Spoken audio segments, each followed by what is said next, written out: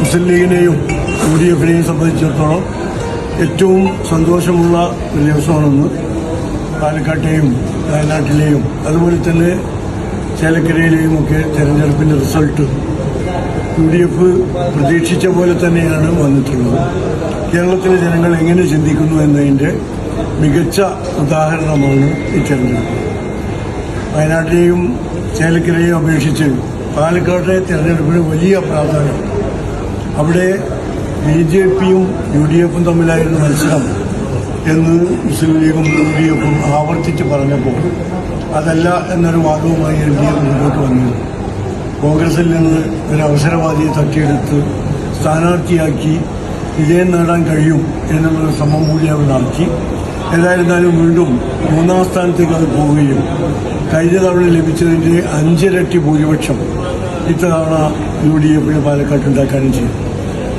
ഏത് വർഗീയ പ്രചരണങ്ങൾ നടത്തിയാലും കേരള സമൂഹം ഒരു കാലത്തും വർഗീയതയെ അംഗീകരിക്കില്ല എന്നതിന്റെ ഏറ്റവും പ്രകടമായ ഉദാഹരണമാണ് പാലക്കാട്ടെ തെരഞ്ഞെടുപ്പ് റിസൾട്ട്. പാലക്കാട്ടെ മുസ്ലിം ന്യൂനപക്ഷം ഈ കാര്യത്തിൽ നിതാന്ത ജാഗ്രത പുലർത്തിയിട്ടുണ്ട്. കേരളത്തിന്റെ പുണ്യഭൂമിയിലേക്ക് വർഗീയതയുടെ അംശങ്ങൾ കടന്നു വരാതിരിക്കാൻ ഏറ്റവും ശക്തമായി പ്രവർത്തിച്ച ന്യൂനപക്ഷ സമുദായമായ മുസ്ലിം സമുദായം. ആ മുസ്ലിം സമുദായത്തിന് നേതൃത്വം നൽകുന്നത് മുസ്ലിം ലീഗാണ് എന്നതുകൂടിയാണ് ഈ തെരഞ്ഞെടുപ്പിൽ നമ്മൾ കാണുന്നത്. നമുക്കറിയാം, ബഹുമാനപ്പെട്ട പാലക്കാട്ട് നിന്ന് വിജയിച്ച സ്ഥാനാർത്ഥി രാഹുൽ മാങ്കൂട്ടത്തിന്റെ തലയിൽ കൈവച്ച് അനുഗ്രഹിച്ചതും പാലക്കാട് സയ്യിദ് സാദിഖ് അലി ശിഹാബ് തങ്ങളാണ്. ഇടതുപക്ഷത്തിന്റെ സ്ഥാനാർത്ഥി 3ാം സ്ഥാനത്തേക്ക് പോകുമ്പോൾ അദ്ദേഹത്തെ തലയിൽ കൈവച്ച് അനുഗ്രഹിച്ച മറ്റൊരു നേതാവ് കൂടി ഉണ്ടായിരുന്നു. അപ്പോൾ ആരുടെ കൂടെയാണ് കേരളീയ മുസ്ലിം സമൂഹം എന്ന് വ്യക്തമായി അംഗീകരിക്കപ്പെട്ട ഒരു സാഹചര്യമാണ്. ഏതൊക്കെ മുസ്ലിം സമുദായത്തെ പ്രതിനിധീകരിക്കുന്ന പത്രങ്ങൾ ഏതാണ് എന്നുകൂടി ഈ തെരഞ്ഞെടുപ്പ് വ്യക്തമായിരിക്കുകയാണ്. ഏത് പത്രം പറയുന്നതാണ് കേരളീയത്തിലെ മുസ്ലിം സമൂഹം അംഗീകരിക്കുന്നത് എന്ന് അതുകൂടി തെളിയിക്കപ്പെട്ട ഒരു സാഹചര്യമാണ്.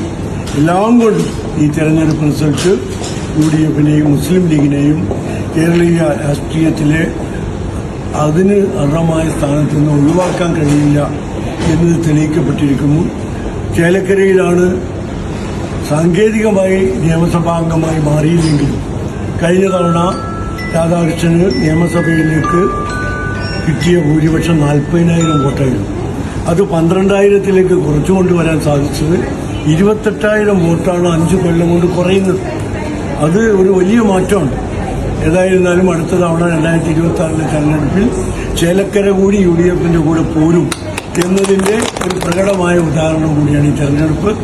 ഈ തെരഞ്ഞെടുപ്പിൽ UDFന്റെ വിജയത്തിന് വേണ്ടി ശ്രമിച്ച എല്ലാ വോട്ടർമാരെയും നേതാക്കന്മാരെയും അഭിനന്ദിക്കുന്നു. സർവശക്തനായ നാഥന് സ്തുതി പാടുന്നു.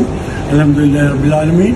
ഈ വിജയത്തിൽ കുവൈത്തിൽ കേരളത്തിൽ നിന്ന് കുറച്ച് ദൂരത്താണെങ്കിലും ഈ വിജയത്തിൽ നാട്ടിലെ ജനങ്ങളോടൊപ്പം ബഹുമാനപ്പെട്ട തങ്ങളോടും ഷാജി സാഹിബിനോടും കുവൈത്തിലെ KMCC നേതാക്കളോടൊപ്പം ഞങ്ങൾ ഈ വിജയം ആഘോഷിക്കും.